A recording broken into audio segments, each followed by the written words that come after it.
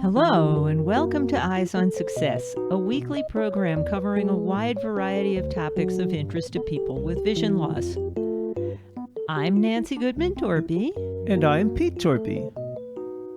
Annie is very actively training herself how she will manage when she goes totally blind. She has retinitis pigmentosa, but still has central vision. She manages with a cane fairly well, but she realizes that her vision is declining.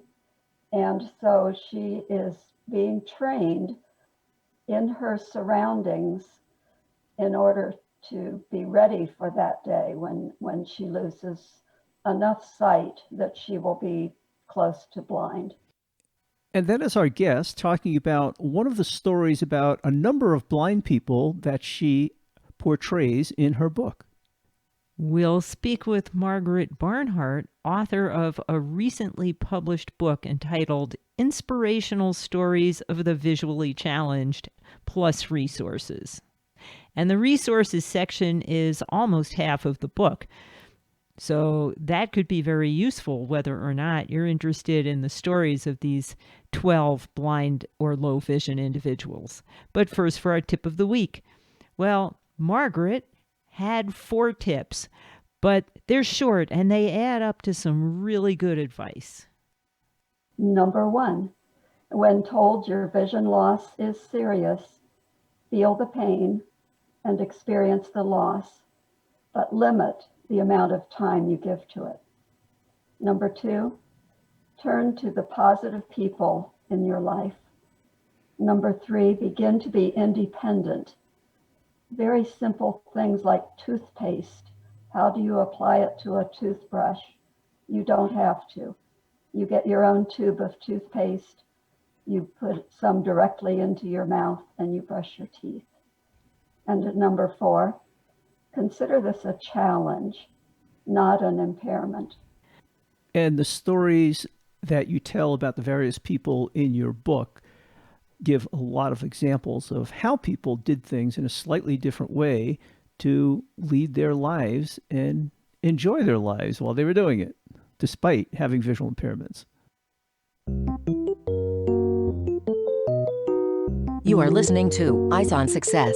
Success, success, success, success, success. Let's start by meeting Margaret. I am Margaret Barnhart. I use my maiden name Failer, thinking that it was the end of the name. And someone found me on a Google search, and I found another branch of the family that was unknown. Oh, what fun. Yeah, I live in Tucson, Arizona, in a retirement community. Now, in a bit, we'll be talking about a book that you recently wrote, but how long have you been an author? I began writing in 1987 when I had breast cancer. And it was the chemotherapy that put my mind in turmoil. And the only resolution I found was writing, often at 2:00 in the morning. Now, the book we'll be talking about today is particularly about the lives of visually impaired folks. What is your connection with the visually impaired community? For 24 years, I was married to a man who was blind, Charles Barnhart, and I wanted to honor his memory. He died in 2016, totally blind, and we had an adventure. Was your husband blind when you met him, or did he lose his vision later in life? He was suddenly blind at the age of 10. Unbeknownst to anyone in the family, he was born with syphilis. Country birth, small area outside of Piqua, Ohio, and the doctor came to the house. This was 1935. They had eye drops at that time, but the doctor did not have them with him. And so at age 10, Charlie was in 3rd grade, went out to recess one day, and the lights went out. Wow. Jeez. He was diagnosed at that time, entered the school for the blind in Columbus, Ohio, and on vacations lived at the children's home because the grandmother he had been living with felt that she could not manage a child who was blind. And these two agencies or institutions, whatever you want to call them, did a marvelous job raising Charlie. And I gather you're dedicating this book to the memory of Charlie. It is. And it's to honor him as a person, and it's a tribute to his character and fortitude and attitude and joy in life. That's so nice. Support for Eyes on Success is made possible in part by our corporate partners.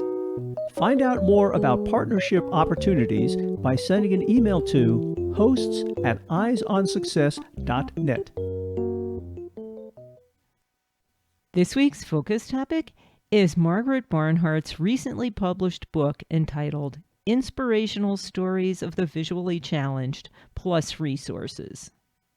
Before we start talking about what's in the book itself, tell our listeners the name of the book. Inspirational Stories of the Visually Challenged plus Resources. And now, you sent me a copy of the book beforehand to read. It's essentially a collection of the stories of a number of visually impaired people and how they went through life. Can you tell us how you found the people that you focused on in the book? Charlie and I moved to Arizona in 2003. And at that time, we found an organization that was forming called Tucson Society of the Blind. We both became actively involved. We both served on the board. I was treasurer for 6 years. The group continues and I continue with them. And these are people that I have met through that organization. There are 12 stories. What's interesting about the book is the people you chose represent a wide diversity of different economic levels, different educational levels, and different backgrounds. And I assume you knew a whole lot of visually impaired people through this organization. How did you select the particular people that you selected? I don't know. They were people who appealed to me for one reason or another.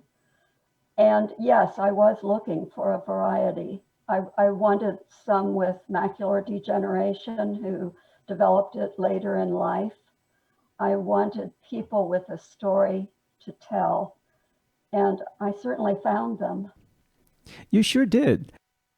One of the first ones I read, I didn't read them in order, but one of the first ones I read was, I believe her name was Anne, and she was a nurse and lost most of her vision later in life, although she did have some visual problems earlier in life.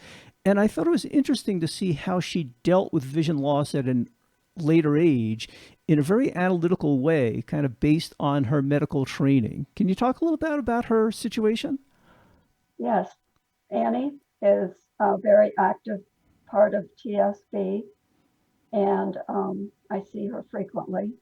She is very actively training herself how she will manage when she goes totally blind.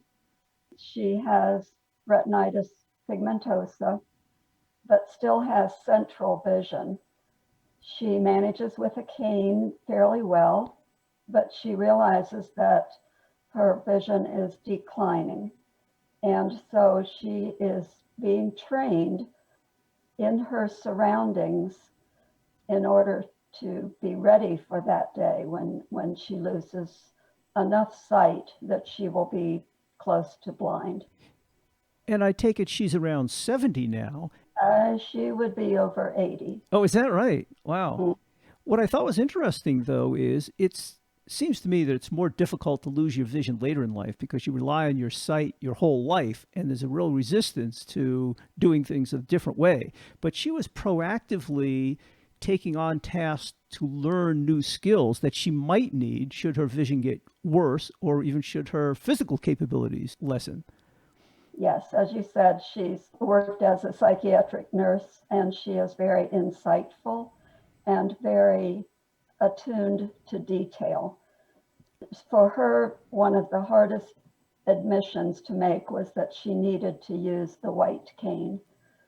And it finally came about one day when she ran into a lady who turned on her and was very angry.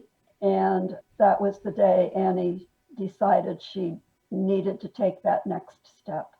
That is a difficult step to take because if you're not used to it, it labels you as being blind. And people don't like to be labeled, they like to be taken for who they are. Right. And that was a lesson that I had to learn in living with Charlie. He had been on his own for 10 years before I came into his life and relied on his daughter and used her shoulder or arm to get around. And so that was what was expected of me. And even though I was familiar with the white cane and he used it sometimes, he resisted. And eventually I realized that he was becoming very dependent on me. Other people were not willing to walk with him. And it was particularly noticeable at the airport when he would need to use the restroom. He would walk into the restroom and have to operate by sound and would walk along the wall feeling his way. And I decided that that was the day that he needed to get back onto the white cane. And it made a huge difference because then people offered to help him. You know, that's interesting you should say that. For most of my professional life, I used the white cane, and around work, I always used my cane. But when I was at home with the kids or Nancy, since Nancy and I were always together, I didn't really need the cane, so I just followed her. And I never really thought about it. I wasn't particularly self-conscious about using a cane. I just didn't need it when I was with her. But when we moved to Colorado, I decided, you know, sometimes it's a good thing to have the cane just to clue in other people that I'm blind. You know, sometimes we'd be at a supermarket and I'd be standing there without my cane at the cart and Nancy would be looking for something and someone would ask me to move and I wouldn't know where to move to. And then you look either stupid or like you're not paying attention. And I figured having the cane is just a good label to clue people into what's going on. So now I always carry my cane. Yes, and a number of the people whose stories are in the book, you look at them and you don't know that they're blind. And so the cane is an important label. There are times it has come in very handy. We used to show up for concerts, not this year, but the foyer would be crowded with people and Pete would have his white cane and everybody would part and we could just walk right in. It was terrific. You know, people get out of the way on the sidewalk. Otherwise, they assume that you're going to get out of the way. Well, we're two people wide. But with the cane, they understand why we need that extra width and they move over and they try to be, you know, helpful or certainly not an impediment. Labels are not a bad thing. And as you say, people see the cane and it does bring out the nicer aspects of many people's personalities. They're often there asking if they can help and trying to do what they can to facilitate matters, which is nice. Again, you know, just to mention the airport again, it helped everyone because we would get on the plane and although there would be notes that Charlie was blind, the cane was a reminder. And the flight attendant would come to the seat once we were seated. Well, first of all, they would usually help us on board, but then they would talk to Charlie about how he would exit the plane if necessary. And that was something that would not have happened if he had not used the cane. Right. And that's very nice. And we always ask for pre-boarding because, frankly, it takes us longer to get settled in our seats. And with the white cane, nobody gets annoyed at that. They all just, you know, figure, well, we need the extra time. We'll get out of their way. Everybody's happier. Right. Another travel lesson I learned was to let them guide him to the restroom if that was necessary. Originally, I tried to do it all myself, and not only totally wore myself out, but they did it better. Yes, some of them are very good at doing that. They can be very helpful. Now, we talked a little bit about Annie, who was a reasonably well-educated person, a very proactive person. But you also, as I said, talk with a number of people from very diverse backgrounds. There were some people that didn't get a whole lot of support when they were young and really had to fight through a lot of these issues themselves. Can you talk about some of those stories? That's interesting because the people I picked, other than Charlie, are well educated. But I will mention one who I don't know that she would have been struggling as a younger person, but at the age of 60, she fell and it caused one eye to go blind. And she was in the Air Force. And so, of course, it prompted her retirement. But her other eye went blind a few years later from surgical complications. And she was able to seek out the help that she needed. She found SAVI here in Tucson, which is the Southern Arizona Association for the Visually Impaired. And she took classes there on how to manage. Someone came to her home and helped her set the house up so that it worked for her and her husband. And they also provided cane travel teaching. And then she had the benefit of the Veterans Administration and attended a 6-week program there. Bobby's story is fantastic because she has traveled the world with the Air Force and she has amazing stories to tell. And I went into more detail with her stories, even though she wasn't blind at the time, just because they are so interesting. But another one that comes to mind is Bill. I did not know Bill before this, but I was told that his story needed to be told. At the age of 16, Bill was legally blind, and he began hitchhiking. That was the story that struck me, that I thought it sounded to me like he got thrown out of the house, as I recall, and, just wandered the country on trains and is almost like a hobo. He had a topsy-turvy life and still does not stay put in one place. He still goes back and forth between Tucson and Alabama. But he hitchhiked, he rode the trains, and one of the stories he tells is laying on top of a train with his cousin, and they're coming to a bridge, and his cousin says, "Duck," and it saved his life. Amazing. It could have been a shorter story, right? Yes. Out of all the stories that you do tell in this book, is there one that particularly touches you personally? Charlie's story.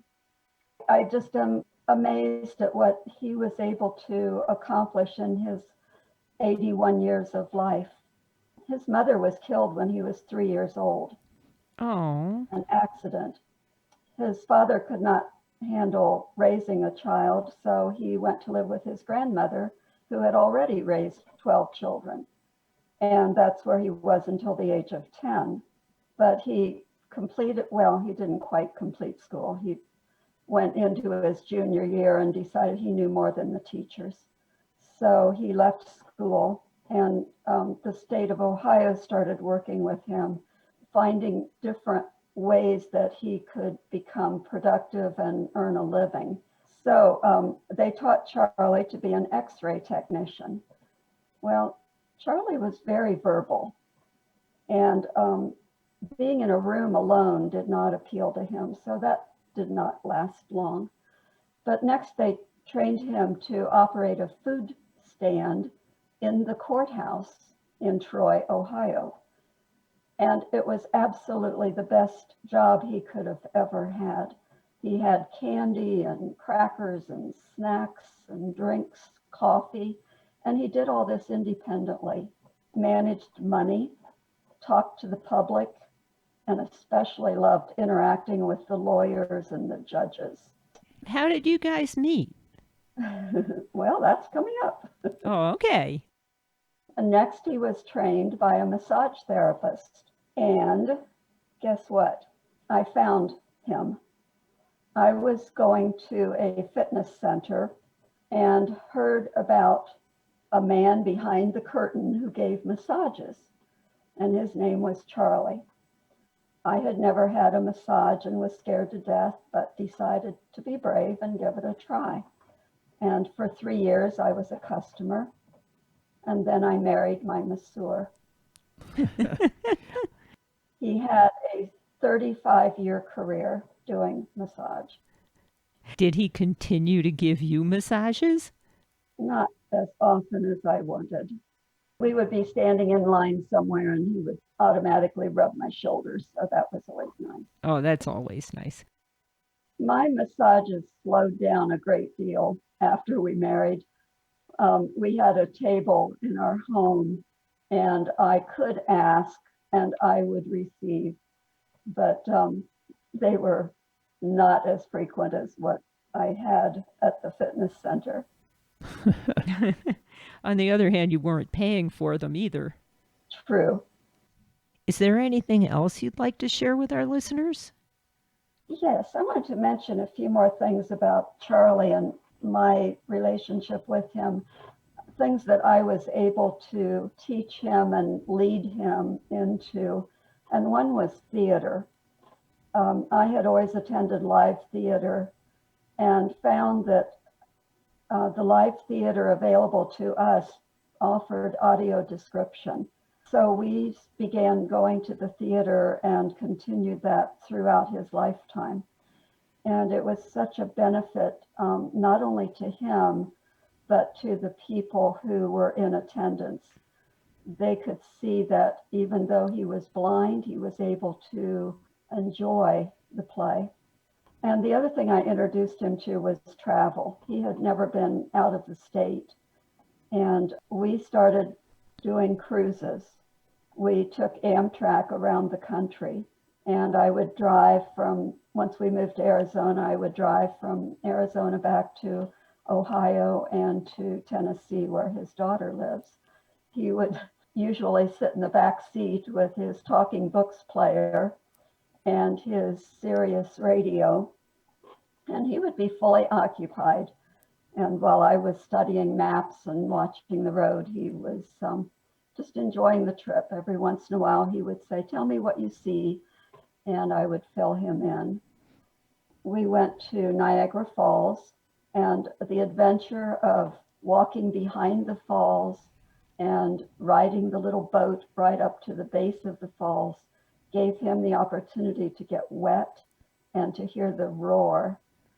We also did a small boat cruise in Alaska, and he had a chance to go salmon fishing with other people from the group, and I did not go along. And he caught a salmon and was crowned king of the ship that evening. Wow. Well, that's really nice that you were able to expand his horizons and enjoy a lot of those activities together. Very much so. And we also went to the Holy Land, took a boat across the Sea of the Galilee. And for him, he was very impressed being in the church that commemorates the birth of Jesus. You are listening to Eyes on Success. Success, success, success, success, success. Now for this week's final item, how to get Margaret Barnhart's book and how to contact her directly. So remind us again about the name of the book and tell us where people can get it.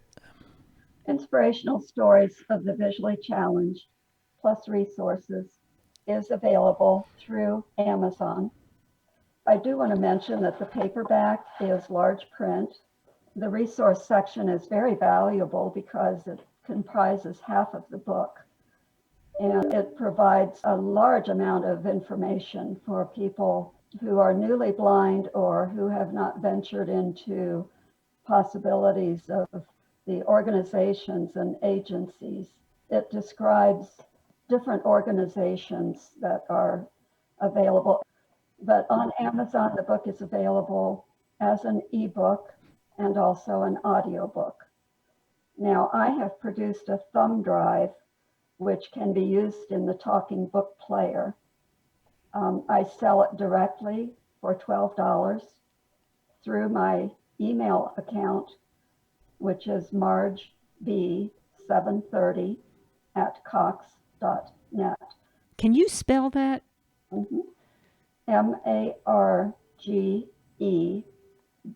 as in boy, 730@cox.net. And that's COX. Yes. If anybody had a question for you, they would send a note to the same email address? Yes. And I wanted to reinforce the point that, as Margaret said, about half the book is made up of resources. And resources can be particularly valuable for people who are newly facing vision problems because you're not plugged into the vast array of services and resources that are available for people with vision issues. So that can be an important part of the book. Anyway, if you're looking for any of those resources, as usual, to be available in the show notes associated with this episode at www.eyesonsuccess.net. And I want to remind people, if they're looking for other stories about people with vision issues, particularly in various fields or doing various kinds of athletics, make use of that search tool on our website. Just put in a keyword or a phrase, and you'll wind up with a list of shows matching those search terms to make it easy to find what you're looking for. That's it for show number 2101. Next week on Eyes on Success, we'll be reminiscing about access technology. David Bradburn, Vice President of Global Sales at Humanware, has been involved in the access technology field for over 35 years, and a lot has changed over that time. You can listen in on a conversation between Dave as a salesman and Pete as a user as they reminisce about the evolution of access technology equipment since the early days. And that was really a fun conversation that David and I had about some of the changes that have taken place in assistive technologies over the past several decades. There sure have been a whole lot of them. So we hope you'll join us next week for that episode. You've been listening to Eyes on Success, hosted and produced by Nancy Goodman Torpey and Peter Torpey, and distributed by WXXI Reach Out Radio. You can access the full archive of previous shows, subscribe to the podcast, and much more by going to our website, www.eyesonsuccess.net.